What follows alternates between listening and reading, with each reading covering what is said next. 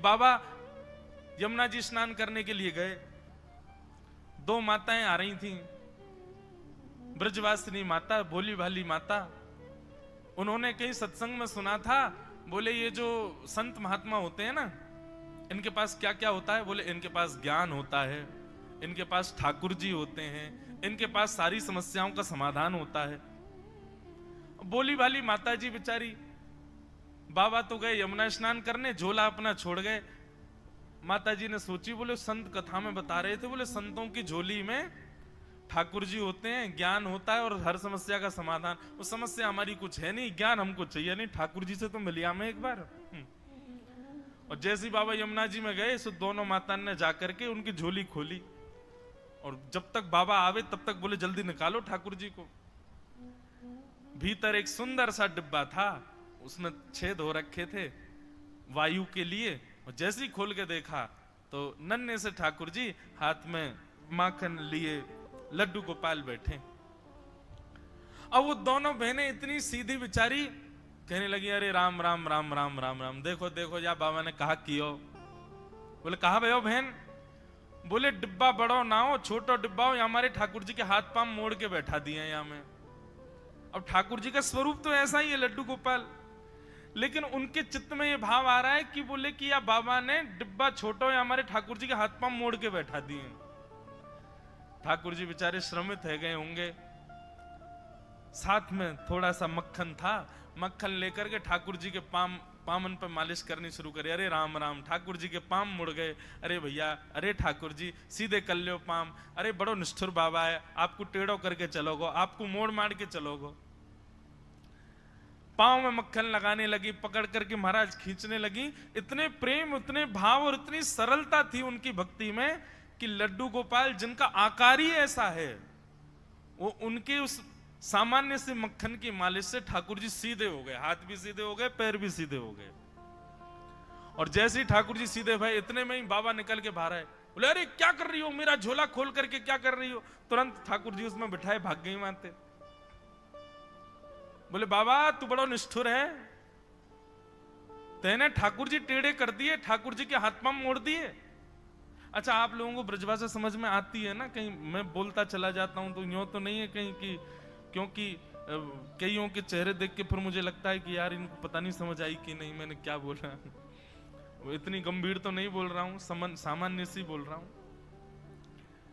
बोले बाबा तू बड़ा निष्ठुर है, दूर जाके चिल्ला रही थी।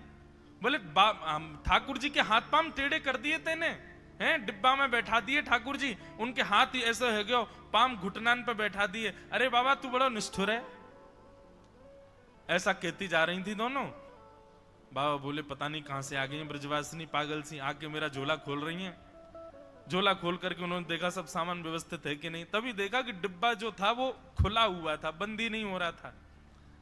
बाबा ने ऊपर से डिब्बा बंद किया तो बंद नहीं हो, कुछ अड़े। जैसे बाबा ने डिब्बा का ढक्कन हटा के देखा तो उनके लड्डू गोपाल, जिनकी वो कम से कम 35 वर्षों से सेवा कर रहे थे, वो सीधे खड़े हुए, दोनों हाथ और दोनों पैर उनके सीधे हो गए, मक्खन लगा हुआ है हाथ पैरों में। देख करके साधु के नेत्र सजल हो गए। बोले मैंने इतने वर्षों तक सेवा की ठाकुर जी आपकी, लेकिन आपको जड़ ही माना, इसलिए आप ऐसे ही रहे जैसे आए थे। पर ये दो सखी जो आई थी, इनके चित्त में इतने सरल और इतना प्रेम भाव आपके प्रति था ठाकुर जी कि आप जड़ होते हुए भी चैतन्य हो गए। तो वास्तविकता बंधुओं यही है कि ठाकुर जी के प्रति यदि जड़त्व का अनुभव हो रहा है तो निश्चित यही मानिए कि आपकी भक्ति में दोष है। वो चैतन्य होने के लिए ही आपके पास आए हैं। अब आप भजन साधना करके, जैसी गुरु कृपा आज्ञा मान करके जो आपसे बल पड़े, अब लग जाओ कि वो चैतन्य हो। कभी अपने ठाकुर जी का हाथ जब स्पर्श करें, पैर जब स्पर्श करें, तो ऐसा भाव ही नहीं आवे कि ये निष्ठुर है। जैसे हमारी त्वचा का स्पर्श चैतन्यता का अनुभव कराता है, ऐसे ठाकुर जी की त्वचा का स्पर्श चैतन्यता का भाव करावे। तो जिस दिन से आए तब से अब तक श्री दत्त भगवान के बहुत सारे रूप देखे। गंभीर रस देख लिया, चैतन्य रस देख लिया, हास्य रस देख लिया, बाल रस देख लिया, ज्ञान रस देख लिया। हर दिन ठाकुर जी एक अलग से भाव में विराजमान होते हैं। यही अर्चक की अर्चना का प्रभाव है कि हर दिन ठाकुर, हमारे वृंदावन में महाराज जी श्री राधारमण लाल जी जिस दिन बहुत प्रसन्न होते हैं, उस दिन उनकी दतुइयां दिखती हैं, उस दिन उनके दांत दिखाई देते हैं। और ऐसे और हैं, सुबह राजभोग में कहो तो कुछ भी नहीं दिखेगा, और शाम को औलाई का दर्शन होगा तो ठाकुर जी के 4 दांत दिखाई देते हैं, प्रसन्न हो जाते हैं ठाकुर जी। तो भैया ये सब भक्ति की पराकाष्ठाएं हैं। भक्ति इनसे अनुभव कर सकते हैं कि आपकी स्वीकार हो रही है कि नहीं। तो बड़े भाव से हम आप सब लोग आनंद कर रहे हैं। श्री दत्त भगवान के 24 गुरुओं पर चर्चा चल रही है। पृथ्वी वायुराकाशम आपो अग्निश्चंद्रमा रवि। कितने गुरु हो गए अभी तक? पृथ्वी, वायु, आकाश, आपो, अग्नि, 5 गुरुओं के विषय में हम सुन चुके हैं। अब दत्त भगवान के जो अगले गुरु हैं उनका नाम क्या है? चंद्रमा। इसी दत्त भगवान के अगले गुरु हैं। कल के कुछ उत्तर मिले हैं, उनमें कुछ लोगों के भाव कुछ बड़े बढ़िया लगे हैं, उनको मैं बता दूं थोड़ा थोड़ा। अग्नि गुरु थे पिछले गुरु। तो अग्नि अद्वितीय और बलिदान का प्रतीक है। यह ग्रीष्म प्रदान करने, भोजन पकाने, अहंकार, ये सब भाव तो है ही है अग्नि के। पर इन्होंने कुछ ठीक तो लिखा था, जो मैंने इस पर सितारा बनाया है, स्टार। मृतदेह के अंतिम संस्कार की रिवाज को सुगम बनाने के लिए अपने आप को जलाना है। इसकी दीर्घकाल लौ आत्म सेवा एवं भाव की प्रतिष्ठित करती है, जो दिखती है कि कुछ भी अपने को पूरी तरह से समर्पित करके दूसरों को लाभ प्रदान कर सकता है।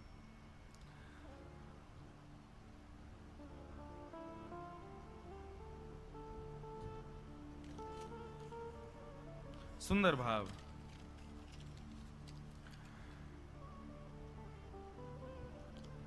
दूसरा किसी का आया है, आग की लपटें हमेशा ऊपर की तरफ ही जाती हैं। ये गुण अच्छा है कि अग्नि सदैव उर्ध रेखा ही होती है अग्नि की, वो ऊपर को ही जाती है। अग्नि के इस गुण से मैंने ये सीखा कि हमें हमेशा खुद को ग्रोथ की तरफ लेकिन जाना चाहिए। मेरा मतलब है भगवान की प्राप्ति में, अच्छा भगवत प्राप्ति में हम उज्जवल हों, अग्नि की तरह ऊपर की तरफ हमारा भाव जावे। ये अग्नि से हमने सीखा, अच्छा भाव है। फिर इन्होंने एक और है, उन्होंने क्या बताया? अग्नि दत्त गुरु के 5वें गुरु हैं। इनका क्या है?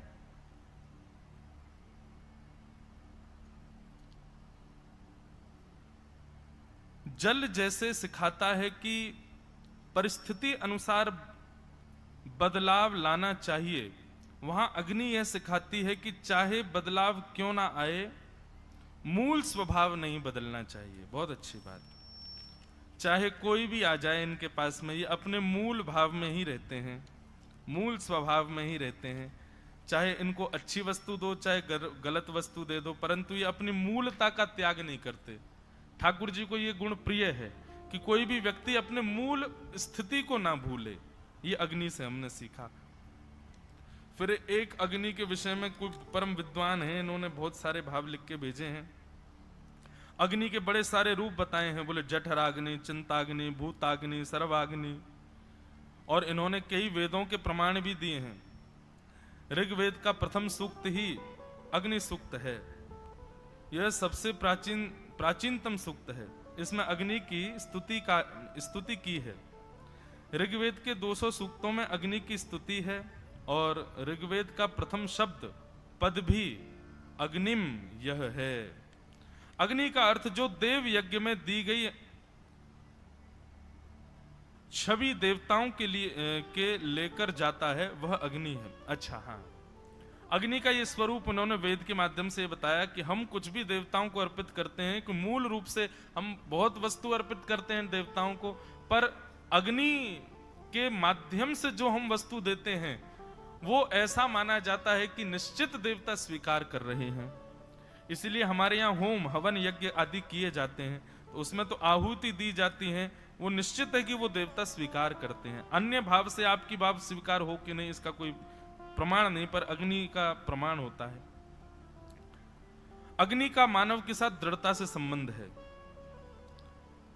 जन्म से ही अग्नि हमारे भीतर ही होती है, जठराग्नि के रूप में।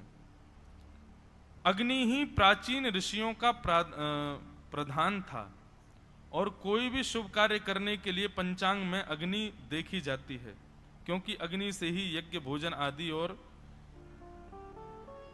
आदि आदि कार्य होते हैं। बहुत सुंदर इन्होंने हमारे ज्ञान के लिए कई सारी अच्छी बातें लिखी हैं इसमें।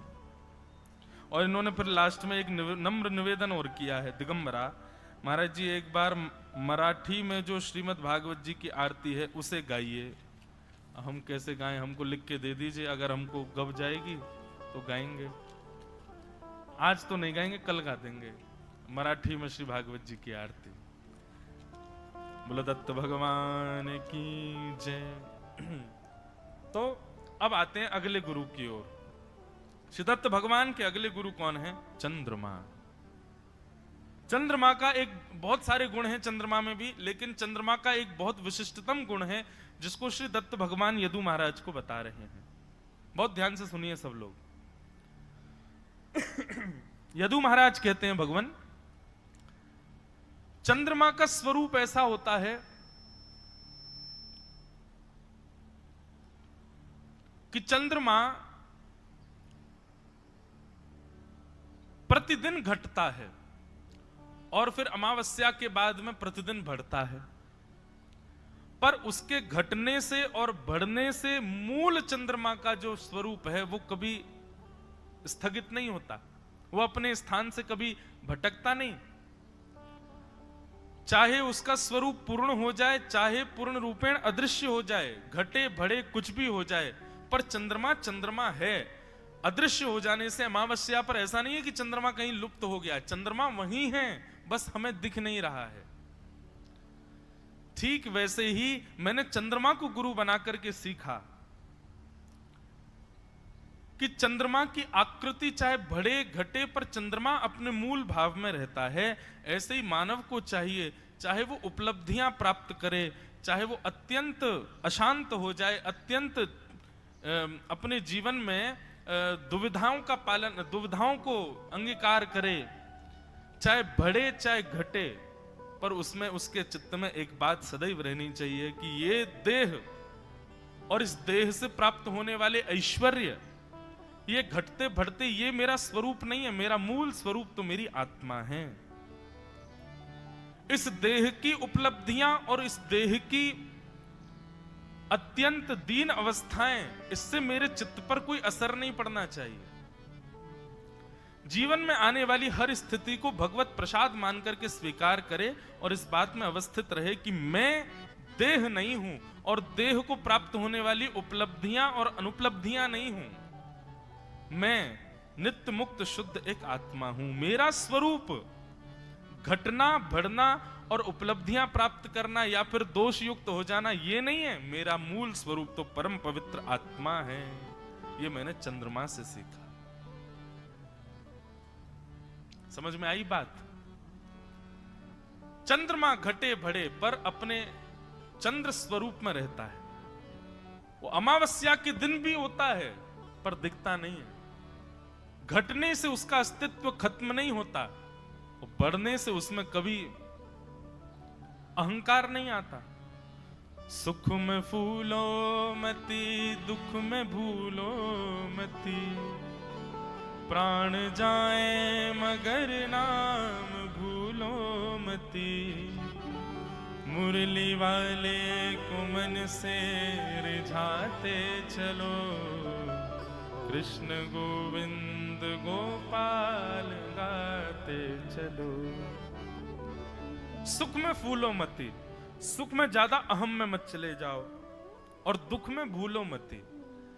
और दुख में पूर्ण रूपेण ठाकुर जी के प्रति अविश्वास, कई लोगों को मैंने देखा वो दुख की स्थिति में ठाकुर जी पर अविश्वास कर लेते हैं।